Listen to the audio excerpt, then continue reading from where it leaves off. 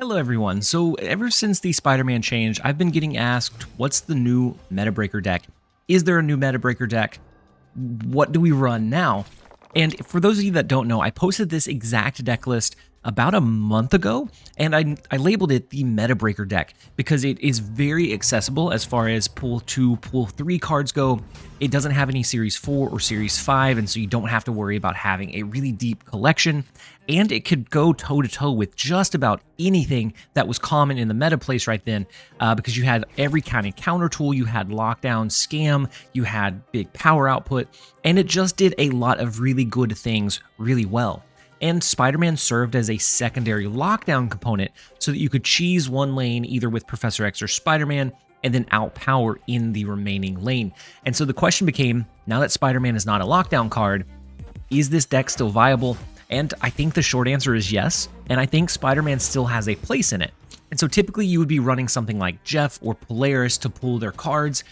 Spider-Man now enables Miles Morales, so he's great there. In the Angela lane, you can use him to bump up Angela, and then it still pushes its way out. So if you have Angela on the board, even if it doesn't displace anything really good for the opponent, it is still a 3-cost, 7-power presence that you're putting on the board.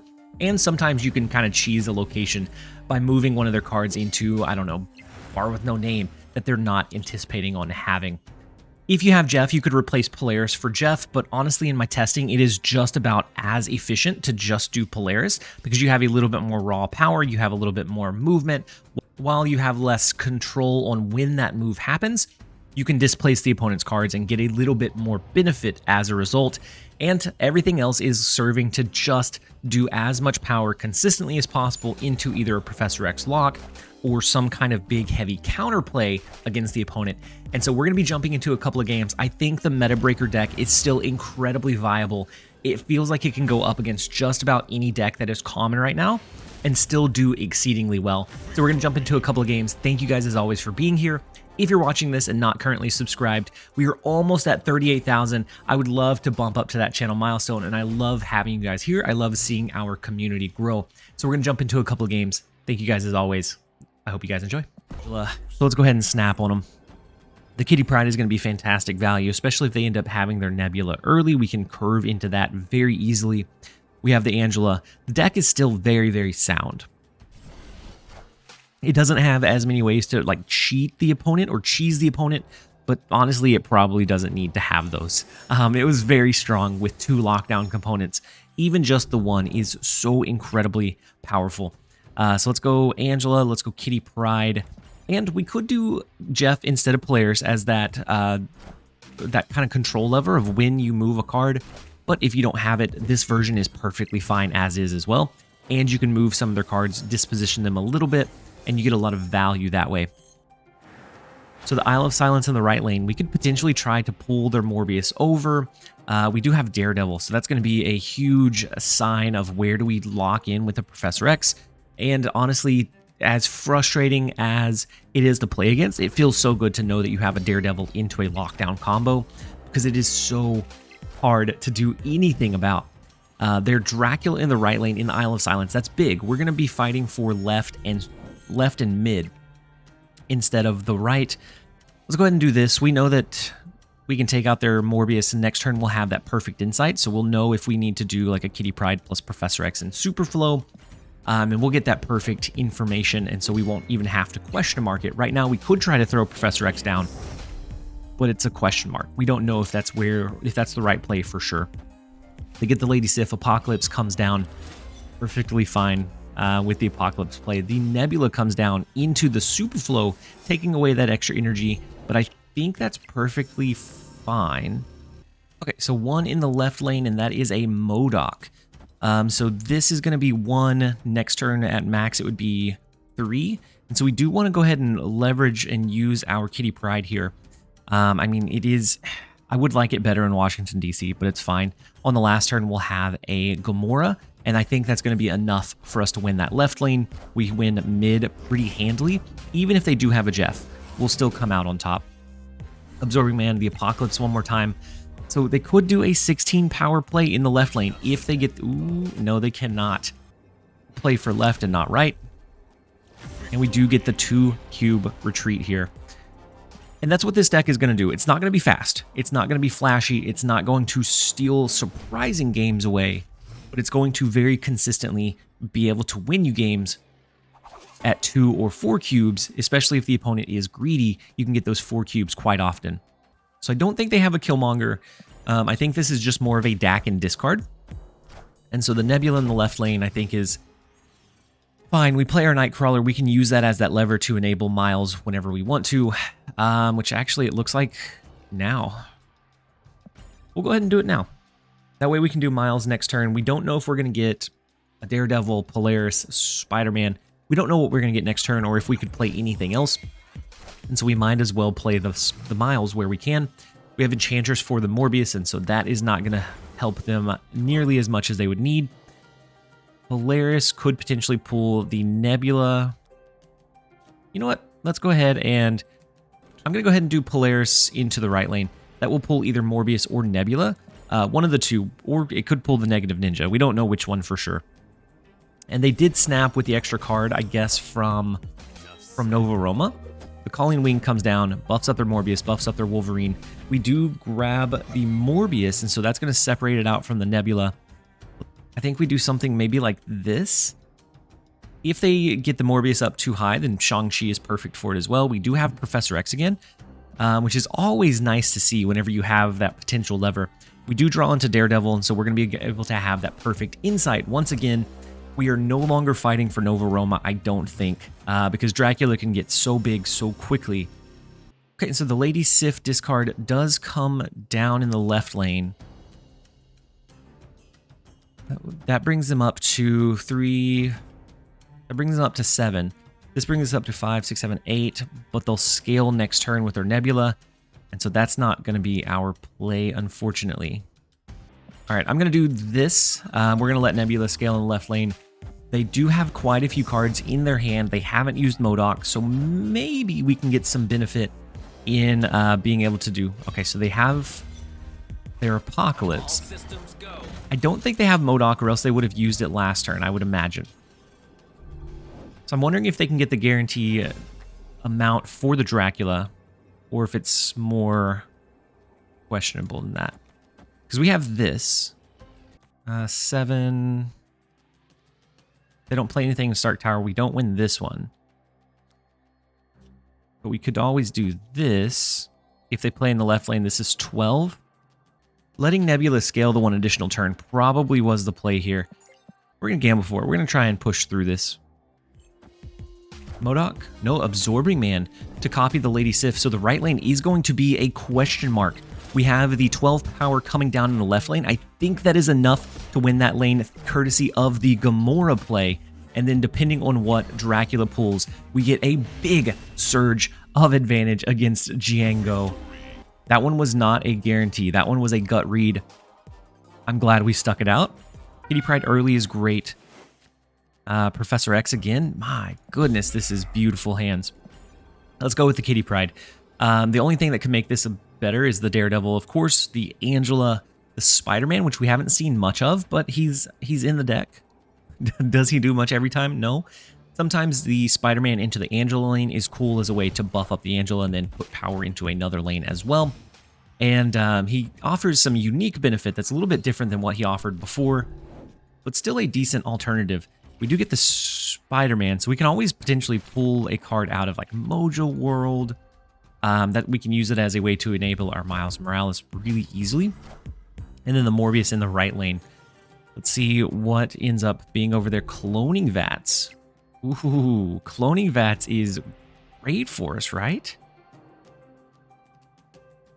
I mean, we could continue to do Spider-Man and move their cards out. I almost want to do this. Angela, Kitty Pryde next turn. We'll have another Angela. The Kitty Pryde won't pull in just yet, though.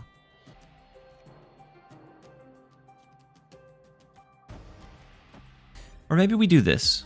I'll go ahead and do this. We'll still be able to draw this way. We won't be able to cheese the multiple Angelas, but one in the left lane I think is going to be fine. The Dakin in the right lane is going to be scary, but up to this point, they have not seen our Shang-Chi come down. And so I think that is going to be the piece that they're not anticipating or they're not ready for. Polaris could pull the Nebula over. We need to get one card out of our hand. Let's do this Kitty Pryde. And then we are going to do the Spider-Man to move. Nah, I don't want to move the Nebula. Here, we'll do Polaris. We'll pull the Morbius over to us. They do use Dakin over in the left lane as well. So could get pretty scary pretty quickly. We don't have an insight from Daredevil on if we can get the Mojo World lockdown on this following turn. So it gets really iffy really quickly. We can continue pumping this left lane. Them getting a double discard on the Muramasa Shard is going to be very scary though. I'll use Spider-Man to move into the Mojo World. We could have gotten the Professor X lock. We do have Shang-Chi, but that would be assuming they buff up their Dakins ahead of time. And so MODOK might be decent for us. Beautiful. That is going to make both of their Dakins within Shang-Chi range. We're not going to snap here because it will push them all in if we don't. And so we want to play it kind of slowly. They do, however, have a couple of swarms. So Swarm, Apocalypse. If they go anything in cloning vats, we can win here. I don't know. We're going to push for it. We're going to see. But I'm not certain. Ooh, okay. The Chavez in the right lane, I don't think is going to be enough to overcome our double Kitty Pryde here. The Shang-Chi is going to win the left lane. We should win Mojo World with the tie in the amount of cards, and with the big Kitty Pryde, the double Kitty Pryde coming down, we are able to swing that one back in our favor. We are perfectly fine. The meta breaker is perfectly fine. Let's go ahead and grab the win, and we will jump into the next one. All right, next up we have, I can't even, I don't know. I can't read that. That breaks my brain. We're going to go ahead and play Nightcrawler just into the open. We don't know if they have Killmonger yet. We don't know if they have a way to destroy it. And so we don't want to lean too much on that power. They have Korg, so they could be running, I mean, obviously they're going to probably be running the Hawk package. But what variation, what spice, what flavor is kind of up for question. Let's go ahead and play the Daredevil. I don't want anything to take away from the fact that we can get a good read on 5. Let's play the Daredevil. Maybe we do a Spider-Man just to get some value on 3. It really depends on what we draw into next here. And we're not going to move the Nightcrawler because I think the odds of drawing into Miles Morales are really low. Ooh, nice. So we get Angela and Kitty Pryde, which are both going to be fantastic for us. We're going to send back in more cards than we draw out. They are going to draw in more. They're going to put in more cards than they draw out. I think we're okay. And we don't have to worry about the Chavez, so that helps a little bit with our redraw potential. There is a stone somewhere out there. We're hoping for a Professor X by turn 5. If not, we will have the Kitty Pryde to continue pumping up our Angela. They don't do anything on 3 either. Wow, so the Korg into a double skip is brutal for them. And I think we are here for it, you guys. Let's do this, and then I'll go ahead and... we'll go ahead and pull the Korg. We'll pull it over into Valley of the Hand. That's going to allow us to do a Sheep Miles Morales next turn if we go with the Kitty Pryde.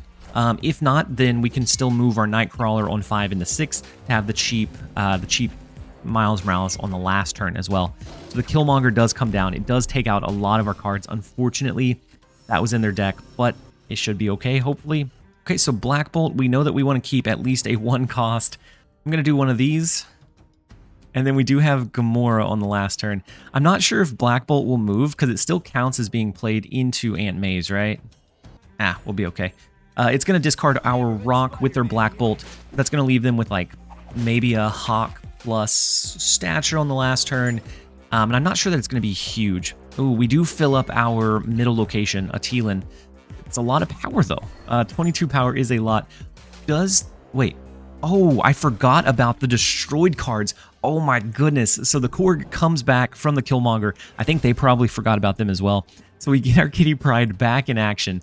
Their Black Bolt does not end up moving. So we can do a Gamora here. And then I think we do something like Kitty Pryde in this lane. We're not going to win this lane. We're never going to win this one. But what we can do is win this one because I think when they play a card, it's going to bounce out. So in that case, do we just go Kitty Pryde here? Leave this one as is. Yeah. That's what we're going to do. She went to the great beyond and back. Okay, so we start with Nightcrawler. We start with Miles Morales and Professor X and our Kitty Pryde. Go ahead and snap on them. We're going to continue to put the pressure every single time that we can. Next turn, we may do a Nightcrawler and move it to be able to do a Kitty Pryde, Miles, plus something on turn number 4 into the Professor X on 5 is what we're shooting for. They will, we get their Rock Slide, but they will get either Nightcrawler, Professor X, or Miles from us, which I don't like. I don't like seeing that. Let's go ahead and play the Nightcrawler into Bar with No Name. Now, we have to worry about them potentially running a Legion. I know some good card stature lists will run Legion. And it's one of those, like, if it happens, it's probably going to be a 4-cube or 8-cube loss. And it's just going to be what it's going to be. Okay, let's do these two. Next turn, maybe we do Miles plus Rock Slide, both in the right. They had 2 cards they could have hit with that pig, and they hit our 1 lockdown card. Unfortunately, maybe it's fine. If they do a Hawk here, Hawk is going to be 10 power. 5. This is going to be more than 10 power. Let's go ahead and push this and try to surprise them and get their Hawk taken away. Okay, no, they play it safe. They play into mid. Perfectly fine. We get 2 rocks shuffled in. I think Gamora into the Daily Bugle. We are looking at just a point off. And so right now we are doing fairly well. So do we, on this turn, maybe we just do, instead of Kitty Pryde, because we know they potentially have Killmonger. But if they don't discard a card with Black Bolt, then I think their last turn is going to be very unimpactful. Let's do one of these, and then we'll decide from there. Okay, and so they do play 1 card in mid, probably the Black Bolt. I would imagine we lose our Rock. No, the Professor X that they got from us. All right. They're 10 ahead. They run Shang-Chi, right? Okay. I was fighting for my life, deciding whether to just skip here and hope that the positive 18 was enough so that Angela was below the Shang-Chi range, and they retreated for us. So, okay, we will take it. We get Daredevil this time, so we'll get the turn 5 insight. Daily Bugle pops up immediately back to back from what we had last round. And I don't know if you guys, I know there's all kinds of conspiracies of like the conquest mode having like repeat locations. For me, and what I've seen, what my pattern recognition has seen is that if it pops up over here and it's going to duplicate, it duplicates in the left lane that next turn. That just seems to be how it happens most of the time. I don't know if that's actually true or not. That's just what that's how I feel that it happens. And so last round it was one of these two, and then it bumped over here. And so it's almost like the locations and they just kind of shift over to the left somewhat. But Triskelion comes down. Punisher's not terrible. I mean, it's kind of bad, but it's not the worst. We could do Spider-Man. We could do Polaris and pull one of their cards around. Let's go ahead and do that. That will be a cheap Miles, a cheap Nightcrawler. So we could do Miles plus Spider-Man on the next turn. So we do move their Korg. They got Quinjet from the Triskelion, which is huge for them. We could go ahead and hit it with an Enchantress if we were that concerned by it. But I don't know if we are.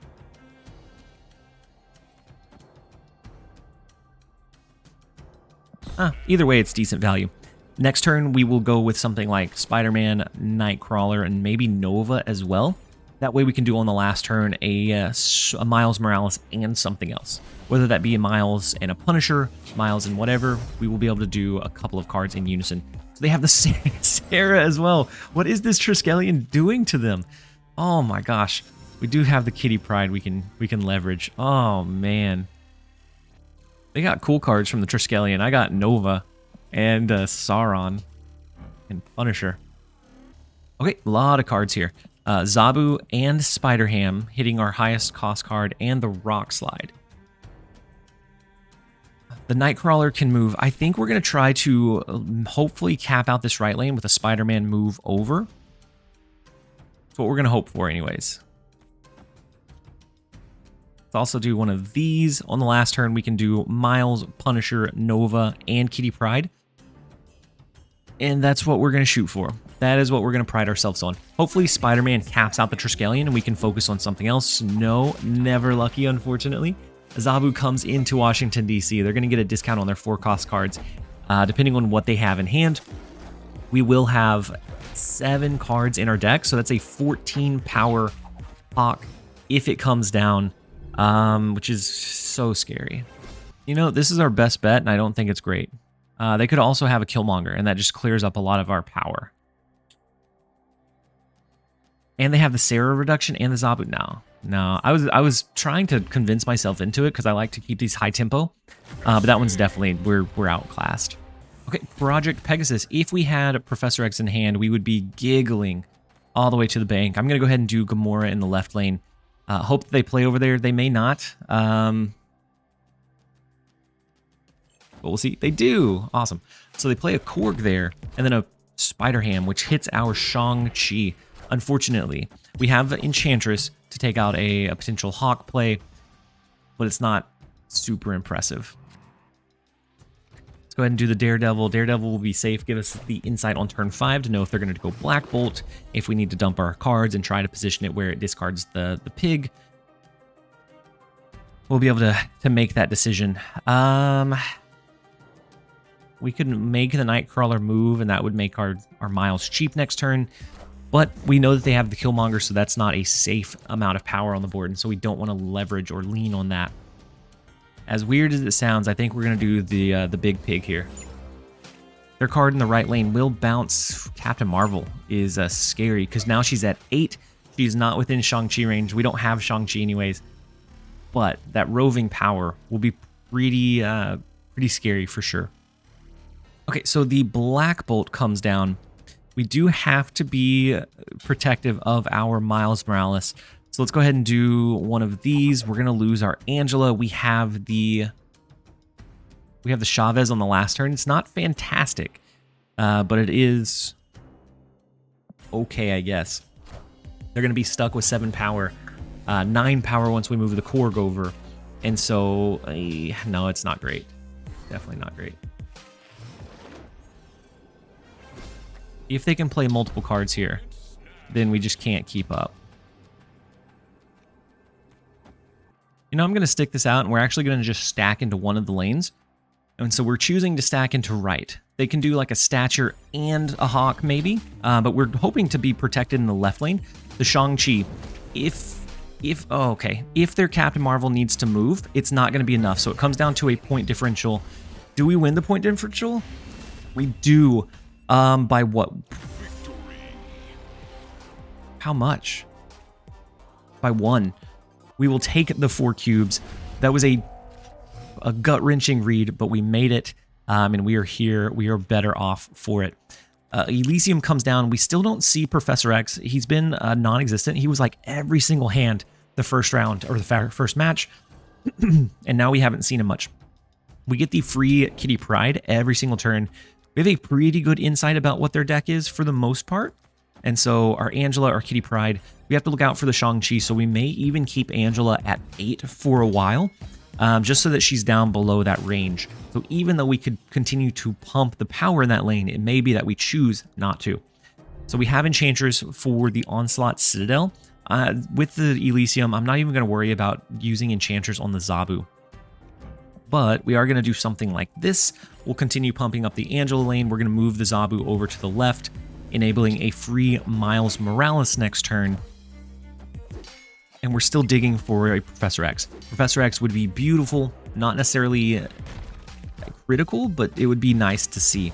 And if they get something big ongoing-wise in Onslaught Citadel, then we can leverage Enchantress as needed. So we have these two. I'm going to do just Miles. We're going to do just Kitty Pryde. That's going to pump Angela just up to 8. And then we're going to hold on the brakes for a little while in that lane. We're going to continue to play Kitty Pryde in the other lanes. But the Angela lane, we're going to let kind of sit and simmer for a bit. I wish we had Professor X. They could do, I guess, Black Bolt here. No, they go ahead and do Stature. That's unfortunate. They must not have Black Bolt in hand. Okay, so they do Black Bolt in the left lane. That would grab them initiative if we just do something like Kitty Pryde here. Kitty Pryde will come down, it'll come back in. They won't be able to use the Shang-Chi, so we are safe to pump Angela lane a little bit higher. We will be safe to leverage like an Enchantress in the right lane and then a Shang-Chi somewhere else. I think this is the play.